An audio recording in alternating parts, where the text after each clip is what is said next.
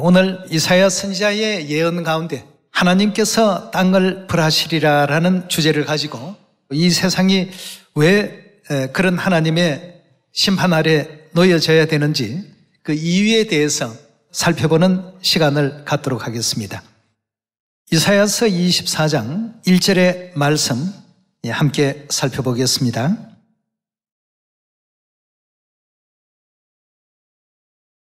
여호와께서 땅을 공허하게 하시며 황무하게 하시며 뒤집어 엎으시고 그 거민을 흩으시리니 백성과 제사장이 일반일 것이며 종과 상전이 일반일 것이며 비자와 가모가 일반일 것이며 사는 자와 파는 자가 일반일 것이며 체급하는 자와 채용하는 자가 일반일 것이며 이자를 받는 자와 이자를 내는 자가 일반일 것이라.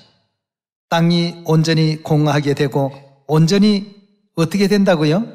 황무하게 되리라. 여호와께서 이 말씀을 하셨느니라. 황무하게 될 것이다 하는 것은 우리 사람의 얘기가 아닙니다. 하나님께서 친히 이 말씀을 하셨습니다. 4절입니다.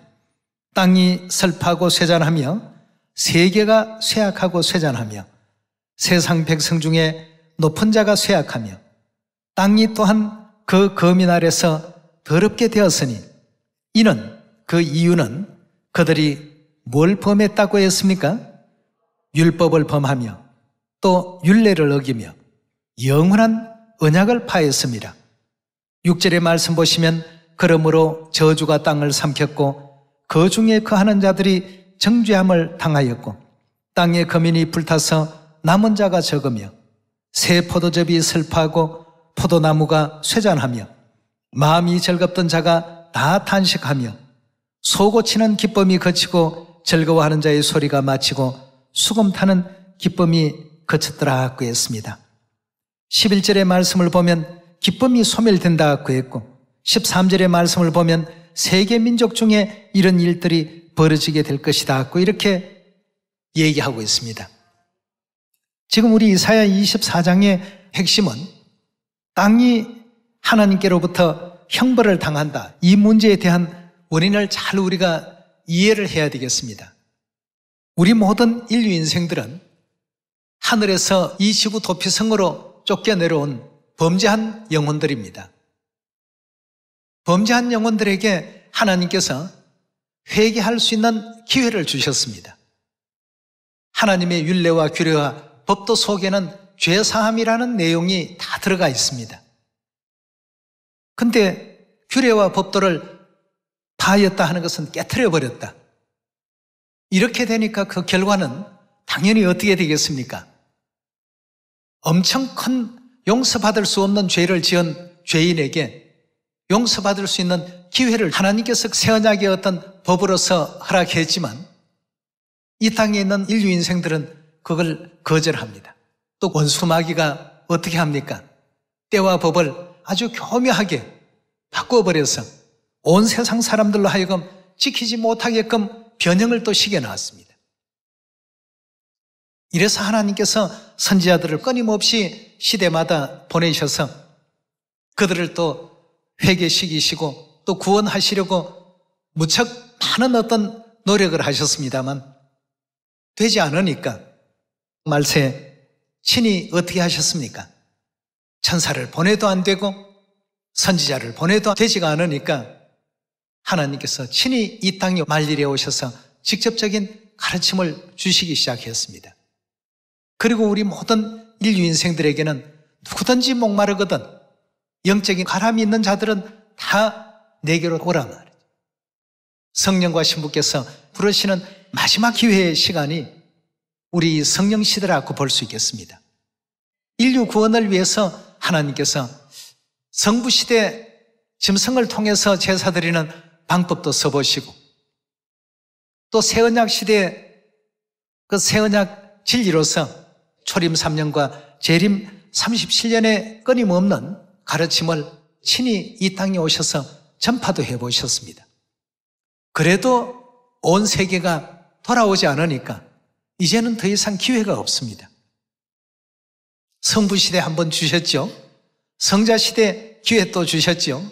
성령의 시대 기회를 마지막 기회로 주셨는데도 이것마저도 거절하니까 이제 땅이 어떻게 된다고요?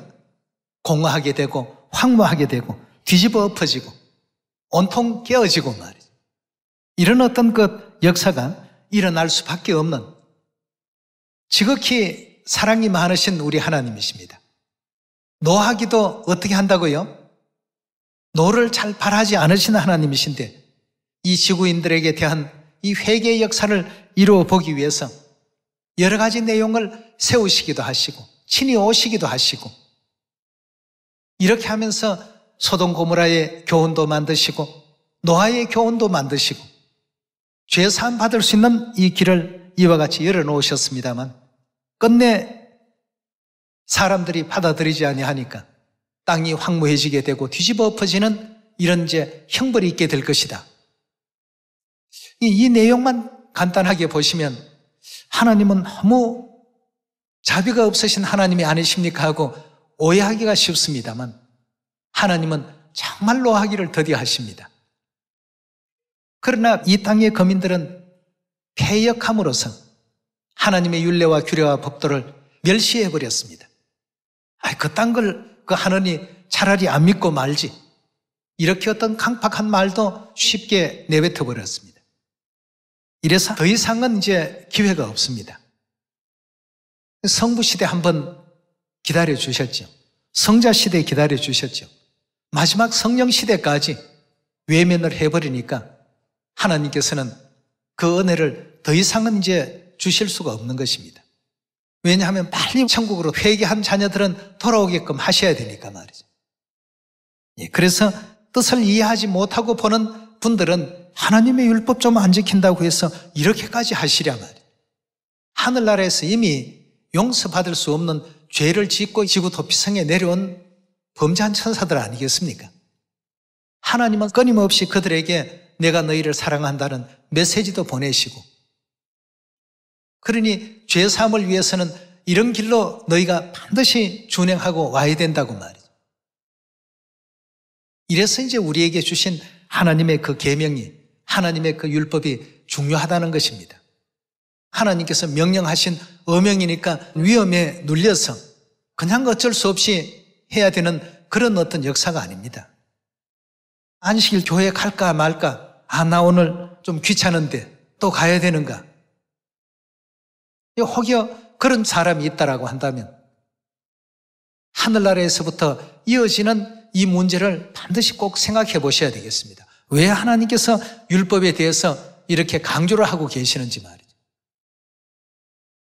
땅이 온전히 공허하게 되고 땅이 깨어지고 땅이 뒤집어 엎어지고 요한일서 4장에는 하나님은 사랑이시라고 하셨는데 우리 자녀들을 위해서 아무 죄도 없으신 당신께서 십자가에 피 흘리시기까지 하시고 수많은 고초와 고난도 마다하지 아니하시는 그런 하나님이신데 왜 이렇게 엄청난 예언들을 이사야 24장을 통해서 하게 되었을까 말이죠. 여러분, 우리 하나님의 계명은 토요일이 안식일이 맞으니까 가자 이게 아닙니다. 그 속에 하나님의 어떤 뜻이 계시기 때문에 하나님의 계명을 지키지 않는다고 하는 사람들은 하나님 베풀어 주신 모든 은혜를 다 거절하는 사람들입니다. 다시 말해서 하늘나라에서 범죄하고 이 지상 세계로 쫓겨내려왔던 하나님께서 관심을 안 두셔도 그뿐인 이런 어떤 미미한 지구인들이었습니다만 불쌍히 여기셔서 육체의 장막 쓰시고 이 땅까지 오셔서 그 기별을 끊임없이 지금 다 알리고 있지 않습니까? 하나님께서 하실 만큼 다 하신 겁니다. 여기서는 단지 율법과 규례와 법도라고 계명이라는 어떤 표현으로서만 기록되어 있습니다만 이 속에는 하나님의 정말 무한하신 사랑의 자비가 다 담겨 있는 것 아니겠습니까? 이걸 이제 계속해서 거절하니까 여러분도 참 좋은 음식이 있어서 좋은 뜻으로 이거 좀 한번 드셔보세요 하는데 나 실소. 좋은 음식이 어디서 또 생겨서 또 이웃과 좀 정을 나눠야 되겠다 싶어서 가져갔는데 실소. 여러분 계속해서 그런 거절을 당한다고 한다면 어떻게 하시겠습니까? 그 다음에는 가져가고 싶겠습니까? 우리 하나님께서 마찬가지십니다.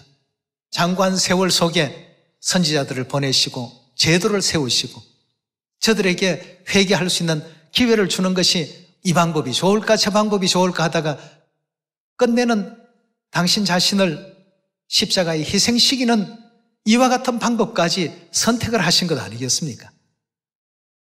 거기서 흘리신 그 보혈의 피를 통해서 천국에 올 수 있도록 새 언약이라는 길을 만들어 놓으셨는데 말이죠. 이것마저도 원치 않고 용납지 아니하니까 이제는 더 이상은 이제 방법이 없는 것입니다. 그러므로 저주가 땅을 삼켰고 그 중에 거하는 자들이 뭘 당했다고요? 정죄함을 당했다고요. 그들이 하나님의 자비를 받아들이지 않겠습니다 하는 것을 어떤 행동을 통해서 알 수 있느냐 하면 하나님 주신 율법을 범하고 율례를 어기고 규례와 법도를 소홀히 여기고 시온의 백성들 외에는 전부가 다 그렇게 하니까 구원이 시온에 있고 영생이 시온에 있다라고 하는 이유도 바로 거기에서 나온 것 아니겠습니까? 예, 네 백성이라면 빨리 시온으로 들어가라.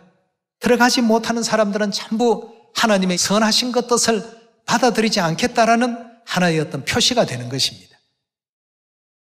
그러니 본래 그들이 지었던 죄에 대한 어떤 그 형벌을 심판을 내리시게 되는 것이죠. 예, 그래서 최근에 우리 주위에 일어나고 있는 많은 어떤 일들, 뭐 전쟁이 됐든 뭐 자연재해가 됐든 뭐 지진 이런 여러 가지 어떤 징조들을 바라보게 될 때 하나님의 계명과 또 율법과 율례와 법도를 우리가 가서 가르쳐야 되지 않겠습니까? 우리는 열심히 가서 또 전하고 가르쳐주고 이래서 이제 우리가 죄사함을 받을 수 있었군요. 감사하는 마음으로 하나님께 나와야 되겠는데 그것마저도 거절하고 시간 없다고 하고 하늘에 죄 짓고 이 땅에 내려온 죄인들이 죄사함의 어떤 기회를 거절하도록끔 사단이 그렇게 만들어 놓았습니다. 때와 법을 교묘하게 만들어서 모든 사람들에게 일반화되고 하나님께서 베풀어 주신 이 선하신 죄사함의 길을 따라가야 이 땅에서의 최고의 어떤 그 삶이라고 볼 수가 있겠습니다. 왜 율법이라는 말씀이나 영원한 언약이라는 표현이 계속해서 반복적으로 나올까요? 이 모든 것은 하늘에서 영원히 죽을 수밖에 없는 그 죄를 지었던 우리 인류 인생들에게 죄사함 받을 수 있는 이와 같은 기회를 특별히 주신 것인데 그 길마저도 따라가지 않겠다라고 인류가 다른 일로 더 바쁘다고 하니까 얼마나 하나님 베풀어 주신 선의를 대적하는 이와 같은 그 행위가 되겠냐는 것입니다. 우리가 천상의 그 지은 죄에 대해서는 정말 세상의 그 어떤 것으로도 갚을 수가 없습니다. 이래서 회개한 사람들은 성령과 신부가 부르실 때 빨리 와서 저 회개하겠습니다. 용서해 주십시오. 하는 뜻으로 새 언약의 율례와 규례와 법도를 존중하고 지킬 줄 아는 것 아니겠습니까? 로마서 우리 6장을 한번 열어봅시다. 6장 18절의 말씀을 보시면 죄에게서 해방되어 의의 종이 되었다고 했습니다. 그럼 죄에서 해방시켜 주시는 이와 같은 그 일이라고 한다면 죄를 사해 주시는 일 아니겠습니까? 죄를 사해 주시는 이와 같은 하나님께 17절에서는 어떻게 말하고 있습니까? 하나님께 감사리로다 하고 했습니다. 이런 어떤 은혜를 우리의 어떤 그 근본적인 영혼 세계의 일들을 올바르게 이해하고 만식일이 세상 그 어떤 일보다도 더 중요한 어떤 위치에 있다는 것을 이제 깨달을 때가 된 것 같습니다. 예. 세상 것과 하나님의 것 저울질할 필요가 없습니다. 저울 위에 올려놨다는 자체가 이건 하나님을 욕되게 하는 것입니다. 예. 그래서 로마서 6장 23절에 보면 죄의 삭은 사망이요라고 했습니다. 예. 그 죄의 삭하는 것은 죄의 대가라고 이렇게 이해를 하시면 되겠습니다. 우리가 어떤 죄를 지었든 간에 결과물이 뭐라고요? 예. 죽음이라는 이것으로서 우리 죄가 갚아진다고 하니까 여러분 교통법규 조금 어긴다고 해서 사형 판결을 내리거나 죽음에 이르게 합니까? 경범죄라고 하죠. 예를 들어서 담배를 길가에 아무렇게나 투기를 했다. 그런 사람들을 데려다가 사형시킵니까? 그런 사람들은 사형 근처에도 오지 않습니다. 그럼 사형에 해당되는 죄를 지었다고 하는 것은 용서받을 수 없는 죄입니다. 우리 지구촌 안에서도 아직까지 사형 제도가 살아있는 어떤 그런 국가들이 들어 있습니다. 보면 그 사회에서는 도저히 존재해서는 아니 될 아주 흉측하고 흉악한 죄, 사형을 언도하지 않습니까? 우리가 지었던 죄가 바로 그런 부류의 죄랍니다. 그래서 죄의 삭선 사망이요 하나님의 은사는 하나님께서 우리에게 베풀어 주신 그 은혜는 그리스도 예수 우리 주 안에 있는 뭐라고요? 그래서 죄 사함을 받는 사람들에게는 전부 영생이라는 이와 같은 축복이 이어지는 것 아니겠습니까? 하나님의 계명은 그냥 이렇게 말로서 중요하다가 아닙니다. 성경에 몇 장 몇 절에 맞으니까 이걸 지켜야지 이렇게 하지 마시고요. 이제는 하늘의 것과 연결을 시켜 보십시오. 하늘에서 악한 일을 한 죄인들을 용서를 베푸시고 은혜를 베푸시는데 그냥 말로 용서하노라가 아니라 당신의 죽음으로서 그 포일에 동참할 수 있는 이와 같은 진리를 세워놓지 않습니까? 이랬는데도 불구하고 그걸 지키지 않고 깨버리니까, 조롱하니까, 멸시하니까 더 이상의 기회가 이제 없는 겁니다. 하나님의 언약은 전부 그렇게 해서 이루어진 것이기 때문에 어느 것 하나라도 우리가 가벼이 여기고 소홀히 생각해서는 안 되겠습니다. 예레미야 우리 31장 31절에 봅시다.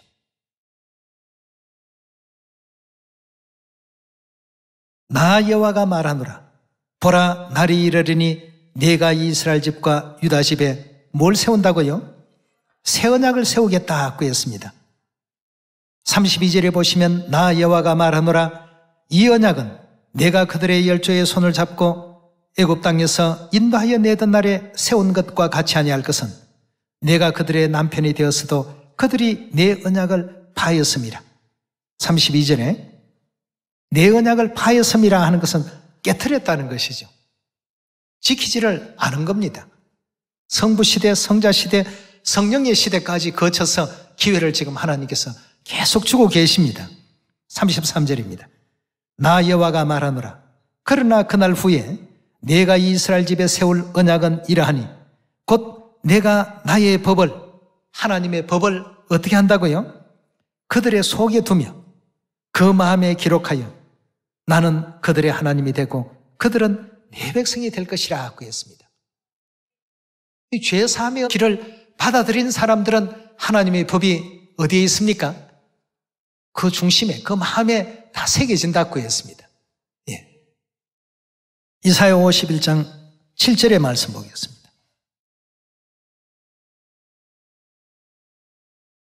의를 아는 자들아, 마음에 뭐가 있는 내 백성이라고 했습니까?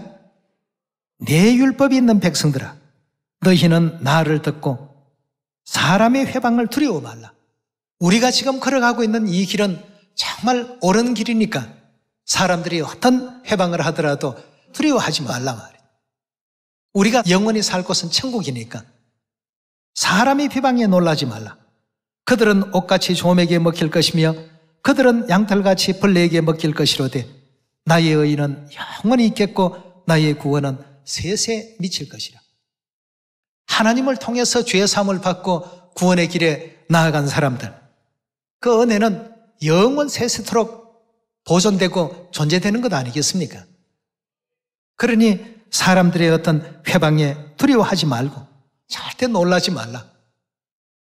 하나님의 율례와 규례와 법도를 받아들인 사람들을 사자의 밥이 되기도 하고 말이에요.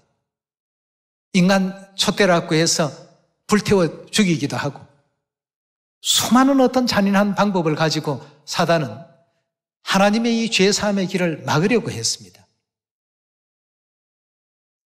그렇지만 끊임없이 하나님의 그 음성을 들을 줄 아는 귀를 가진 사람들은 시대마다 다 하나님께로 또 돌아오게 되었고, 결국 성령 시대에는 1600년이라는 기나긴 세월 속에 묻혀 있었던 유월절 새 언약의 그 진리를 우리 자녀들에게 또 주시기 위해서 하나님의 교회라는 정식 명칭을 붙이고 시작했습니다.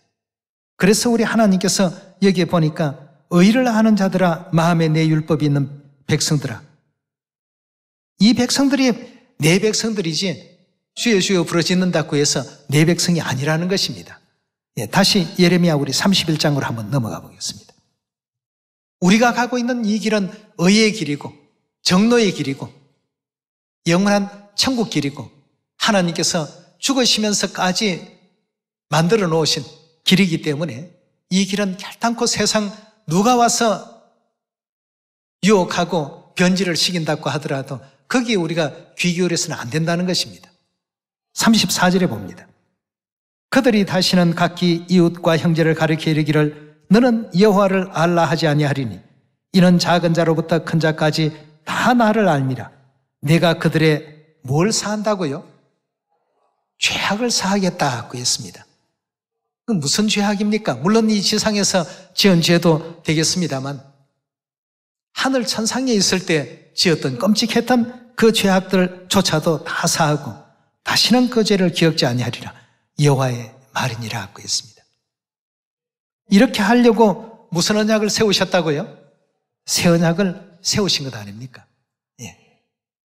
그러니까 이사야 24장에도 땅이 황무해지고 뒤집어 엎어지는 것이 영원한 언약, 즉 새 언약을 파였기 때문이다. 즉 새 언약을 깨트려 버렸기 때문이다. 멸시해 버렸기 때문이다. 계속 거절하는 이웃집 그 아저씨처럼 말이죠. 선의의 뜻으로 좀 드셔보시라고 주면 그런 음식 안 먹습니다. 이런 것만 하더라도 우리가 언짢은데 용서받을 수 없는 죄를 지었던 그 죄인에게 하나님께서 당신의 몸을 내주면서까지 길을 만들어 주셨는데도 불구하고 그 길을 외면하고 있으니까 이제 더 이상의 어떤 방법이 없습니다. 이제는 하나님의 공의로우신 심판이 이제 내릴 수밖에 없는 그런 입장이 될 수밖에 없는 것 아니겠습니까? 그래서 마지막 여인의 남은 자손들, 하나님 편에 선 자들은 반드시 어떤 걸 지킨다고 했죠? 한번 그 장면도 보도록 합시다. 계시록 14장 12절 말씀 보도록 합시다. 성도들의 인내가 여기 있나니 저희는 뭘 지키더라고요? 하나님의 계명을 지키는 자들이라고 했어요. 왜 이 말씀이 있느냐 이겁니다. 하나님께서 베풀어 주신 그 구원의 은혜를 받아들이고 우리 죄사함을 위해서 희생하신 아버지 어머니의 노고와 수고에 대해서도 잘 이해하기 때문에 어디든지 하나님의 계명이라는 이 대목이 꼭 수식어처럼 따라다니지 않습니까? 그리고 13절에는 보면 내가 들으니 하늘에서 음성이 나서 가로되 기록하라. 자금 이후로 주 안에서 죽은 자들이 복이 있도다 하시며 성령이 가라사대 그러하다. 저희의 수고를 거치고 쉬리니 이는 저희의 행한 일이 따름이라 하시더라고 했습니다. 하나님의 이 계명은 이만큼 중요하기 때문에 언제나 하늘의 것이 우선시 될 수 있어야 된다는 것이죠. 계시록 12장 17절의 말씀 보겠습니다.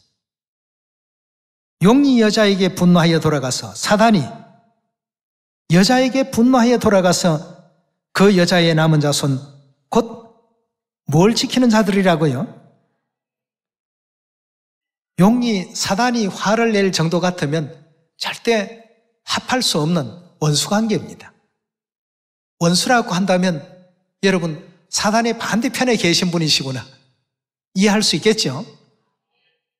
용이 여자에게 분노하여 돌아가서 그 여자의 남은 자손 뭘 지키는 사람들이라고요? 하나님의 계명을 지키며 예수의 증거를 가진 자들로 더불어 싸우려고 바다 모래 위에 섰더라고 했습니다. 이미 창세기 3장에 하나님께서 사단과 그 여자인 하와를 원수관계로 맺어 놓으셨습니다. 내가 너로 여자와 원수가 되게 하고 너의 후손도 여자의 후손과 원수가 되게 하리니 너의 후손은 여자의 후손의 발꿈치를 상하게 할 것이고 여자의 후손은 내 머리를 상하게 할 것이다 말이에요. 그럼 하나님의 계명을 이와 같이 지키는 이 사람들만이 사단의 반대편에 위치하고 있는 사람들이라는 사실을 계시록 12장 17절을 통해서 이해할 수 있지 않습니까? 예. 용이 그 여자와 싸우려고 바다 모래 위에 섰더라라고 되어 있지 않습니까? 그럼 용과 대적하는 여자는 창세기 우리 3장의 예언으로 보면 모든 산자의 어미가 됨이더라 하신 바로 하늘 어머니를 뜻하고 계시지 않습니까? 네. 그 어머니 편에 서 있는 이와 같은 백성들은 반드시 하나님의 계명을 지킨다는 이와 같은 특징을 가지고 있습니다.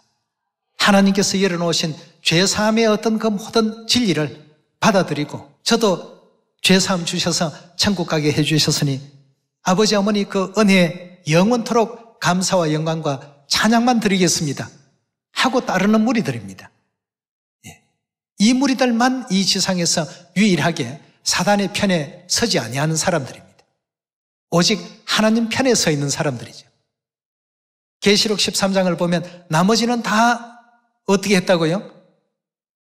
이상히 여겨 짐승을 다 따르더라고 했습니다. 다시 말해서 하나님의 계명 받아들이지 않는 사람들입니다. 하나님의 율법 지키지 않는 사람들입니다. 새 언약 절대 용납하지 않는 이런 입장에 있는 사람들입니다. 예, 그래서 하나님께서 이 땅에 오셔서 새 언약의 법을 주실 때 그냥 준다라고 되어 있지 아니하고 너희를 위하여 주는 것이다 이렇게 분명히 언급해 놓지 않습니까? 누가복음 22장 우리 7절의 말씀 봅시다. 누가복음 22장 7절입니다. 유월절 양을 잡을 무교절 일이런지라 예수께서 베드로와 요한을 보내시며 가라사대 가서 우리를 위하여 유월절을 예비하여 우리로 먹게 하라. 14절로 넘어갑니다. 때가 이르매 즉 유월절 때가 이르매 예수께서 사도들과 함께 앉아서 이르시되 내가 고난받기 전에 너희와 함께 이 유월절 먹기를 원하고 원하였노라. 19절로 또 넘어가겠습니다. 또 떡을 가져 사례하시고 떼어 저희에게 주시며 가라사대 이것은 너희를 위하여 주는 내 몸이라. 누구를 위하여 주는 것이라고요? 너희를 위하여 주는 내 몸이라고 했습니다. 십자가의 희생으로 만들어진 결과물이 바로 이 새 언약 하나님의 그 율법이요 율례요 규례요 계명 아니겠습니까? 너희를 위하여 주는 내 몸이라. 너희가 이를 어떻게 하라고요? 행하여 나를 기념하라 하시고 저녁 먹은 후에 잔도 이와 같이 하여 가라사대 이 잔은 내 피로 세운 무슨 언약이라고 되어 있죠? 새 언약이니 곧 누구를 위하는 것이라고 했습니까? 떡도 너희를 위하여 포도주도 너희를 위하여. 새 언약 진리 자체가 하늘에서 죄짓고 이 땅에 쫓겨 내려왔던 죄인들을 위해서 만들어 놓으신 언약의 법입니다. 이것이 중세 종교 암흑기를 거치면서 다 사라져버렸기 때문에 하나님께서 미가서 4장을 보면 말일에 어떻게 한다고요? 종교개혁이라고 하면서 진리의 개혁은 하나도 지금 못하고 있기 때문에 두 번째 자기를 바라는 자들을 위해서 오신 것입니다. 안 오시고는 죄사함 받을 수 있는 그 길이 통로가 만들어질 수 없기 때문에 말이죠. 그래서 두 번째 이 땅 위에 오셔서 미가 4장의 예언처럼 결국 우리 인류 인생들을 직접 가르치기 시작하지 않습니까? 모든 그 어려움과 괴로움을 마다하지 않고 이 복음의 길을 이끌어 가신 우리 하나님이십니다. 그 주신 그 법의 가치가 천금보다도 더 가치 있고 귀한 것 아니겠습니까? 네. 이게 없다라고 한다면 우리가 다시 천국 돌아갈 수 있는 길은 영영이 없습니다. 땅이 황무해지고 뒤집어 엎어지고 결국은 이제 세세토록 고난 받을 수밖에 없는 그 형벌의 장소로 갈 수밖에 없거든요. 아버지 어머니 다시 와주시고 내게로 오라고 불러주셨기 때문에 오늘 이 자리에 전국 전 세계 우리 시온의 가족들이 있는 것 아니겠습니까? 예. 우리에게 주신 새 언약의 유월절 생명의 이 법을 우리가 끝까지 마음에 깊이 간직하고 유월절뿐만이 아니죠. 안식일도 그렇고 반차의 규례도 그렇고 모든 어떤 규례가 아버지와 아들과 성령의 이름으로 침례받는 규례도 그렇고 여러분들이 예배 때 쓰는 이 수건의 어떤 규례도 그렇고 하나님께서 헛되이 이렇게 하신 것이 아니기 때문에 하나님을 먼저 꼭 생각하셔야 됩니다. 우리가 어디에서 왔고 앞으로 어디로 갈 사람들인지를 올바르게 알고 우리가 사는 이 삶이 영적인 세계에서 볼 때 가장 정상적인 삶입니다. 세상 사람들은 하나님 베풀어 주신 그 은혜를 자꾸 외면해버리고 이렇게 하기 때문에 하나님께서 굉장히 지금 안타까우신 것입니다. 당신의 어떤 그 사랑을 죽음으로까지 증명을 하고 표현을 했는데도 그것조차도 용납을 하지 않으니까. 그래서 마태복음 7장에도 불법을 행하는 자들아 내게서 다 떠나가라. 주의 이름으로 귀신을 쫓아내고 선지자 노릇도 하고 온갖 이적과 기사와 권능도 다 행했습니다. 그렇게 얘기할 때 예수님께서 내가 너희를 도무지 알지 못한다. 하나님의 백성이라고 한다면 하나님께서 세워놓으신 이 희생의 길로 죄사함의 길로 반드시 오게 되어 있는데 말이죠. 너희가 언제 한번 안식일 지킨 적이 있더냐? 유월절을 지킨 적이 있더냐? 하나님은 사랑이십니다. 그 본성은 사랑이신데 수많은 사랑을 베풀어도 회개를 하려고 하지 않은 이런 입장이 되니까 하늘의 그 법정에서 재판이 벌어지게 된다면 이런 사람들에게는 어떻게 해야 되겠냐 이겁니다. 그래서 우리에게 주신 모든 율례, 규례, 법도 아버지 하나님 그 가르침을 따르는 것, 어머니 하나님 가르침에 순종하는 것, 모든 일들이 바로 지금 우리가 그 죄사함의 길로 계속 나아가고 있는 과정이라는 것을 꼭 명심하셔서 다시 한번 우리 자신을 되돌아봅시다. 새롭게 모든 걸 이제 재정비를 한번 해볼 필요가 있습니다.